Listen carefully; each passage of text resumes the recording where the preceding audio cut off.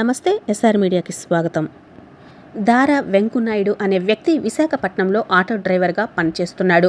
13వ తారీఖు అర్ధరాత్రి ఒక వ్యక్తి విజయనగరానికి ఆటో మాట్లాడుకొని అయ్యప్ప నగర్ కాలనీలో ఒక నిర్మానుష్య ప్రదేశానికి తీసుకుని వెళ్ళి అతనిపై దాడి చేసి అతని దగ్గర ఉన్న నగదును, cell phone, driving licence, Aadhaar card తీసుకొని ఆటోని కూడా తీసుకొని దొంగిలించుకుపోయినట్లు, తన ముక్కు నుండి రక్తస్రావం అయినట్లు సిఐ టి శ్రీనివాసరావుకి ఫిర్యాదు చేశారు. కేసు నమోదు చేసుకొని దర్యాప్తు చేశారు. అయితే 24 గంటలు గడవక ముందే సీసీటీవీ ఫుటేజ్ ద్వారా నేరస్తుడిని పట్టుకొని అరెస్టు చేశారు. బాధితుడు పోగొట్టుకున్న ఆటోని, నగదుని, సెల్ ఫోన్ని రికవరీ చేసినట్లు డీఎస్పీ రాఘవులు మీడియా సమావేశంలో తెలిపారు. This is DSP incharge Vizianagaram. Two town police స్టేషన్లో నిన్న అంటే 14వ తేదీ ఉదయం ఒక కంప్లైంట్ వచ్చింది. దారా వెంకునాయుడు అని చెప్పి ఆయన పూర్ణ మార్కెట్ ఏరియాలో ఆటో నడుపుకొని జీవిస్తూ ఉంటాడు. ఆయన పోలీస్ స్టేషన్కి వచ్చి నిన్న ఒక రిపోర్ట్ ఇచ్చాడు. ఏంటంటే అర్ధరాత్రి 12 గంటల సమయంలో ఒక తెలియని వ్యక్తి ఆటో బేరం ఆడినట్లు, విశాఖపట్నం నుండి విజయనగరం వరకు ఆటో బేరం ఆడి 1500 బేరం ఆడుకున్నాడు.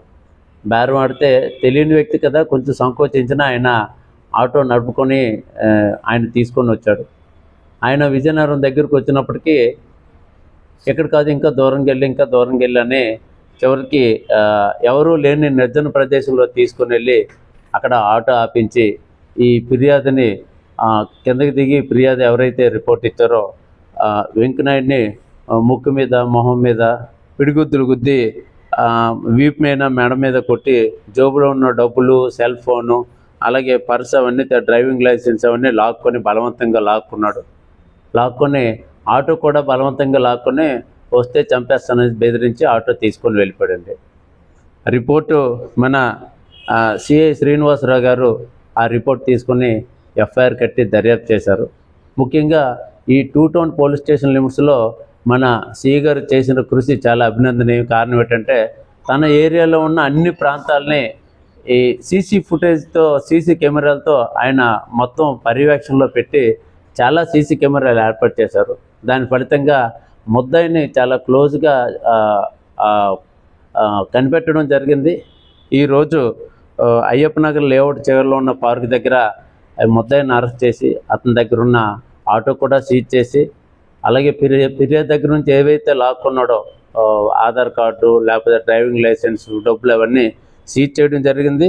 సీజ్ చేసి అది ఈరోజు వాళ్ళని కోర్టులో కూడా పెట్టడం జరుగుతుంది. ఈ ముద్దాయి పేరు రంపం త్రిమూర్తులు అండి. ఈయన లెప్రసీ కాలనీ, పూలిబాగ్ ఏరియా, విజయనగరంలోనే ఉంటాడు. ఈయన ఈ చెడు అలవాట్లకు లోనే ఈ విధంగా చేశాడని చెప్పి దర్యాప్తులో తేలింది. ఈ చాలా క్లిష్టమైన కేసు ఇది, చాలా తీవ్రమైన కేసు కూడా ఇది. రాబరీ కేసు ఇది, దోపిడీ కిందకు వస్తుంది. అటువంటి కేసుని చాకచక్యంగా 24 అవర్స్లోనే ఛేదించిన మన ఇన్స్పెక్టర్ శ్రీనివాసరావు, అలాగే ఎస్ఐ గారు, వాళ్ళ సిబ్బంది నిజంగా అభినందనీయులు. వీళ్ళకి తప్పనిసరిగా తగిన రివార్డులు ఇప్పించడం జరుగుతుందండి. Thank you. అయితే ఇందులో ఏంటంటే అండి, ఈ సీసీ కెమెరాల పాత్ర చాలా ప్రాధాన్యత ఉంటుంది. ప్రతి ఒక్కరూ ప్రతి ఏరియాలో వాళ్ళు ఏంటంటే ఈ సీసీ కెమెరాలు పెట్టుకుంటే చాలా బాగుంటుంది. సీసీ కెమెరాలు పెట్టుకుంటున్నారు కానీ చాలామంది ఏంటంటే వాళ్ళ ఇంటి లోపల వైపు, వాళ్ళ ఇంటి గుమ్మం వైపు, మెట్ల వైపు అలా పెట్టుకుంటున్నారు. అలా కాకుండా ఇంటికి దగ్గరలో రోడ్డు వైపు ఎవరైతే వస్తుంటారో ఆ అపరిచితుల్ని కనిపెట్టడానికి వీలుగా సీసీ కెమెరాలు ఏర్పాటు చేసుకుంటే అది వాళ్ళకి ఉపయోగకరంగా ఉంటుంది. అదేవిధంగా పోలీసులు కూడా ఉపయోగకరంగా ఉంటుంది. ఎంతటి కేసులైనా ఈ విధంగా మనం కనిపెట్టడానికి చాలా యూజ్ఫుల్గా ఉంటుంది. కాబట్టి ప్రజలందరికీ నా మనవి ఏంటంటే అందరూ సీసీ కెమెరాలు ఏర్పాటు చేసుకొని అది పోలీసులు కూడా యూజ్ఫుల్గా ఉండేటట్టుగా దాన్ని యాంగిల్ తిప్పినట్లయితే చాలా ఉపయోగకరంగా ఉంటుందండి. Thank you.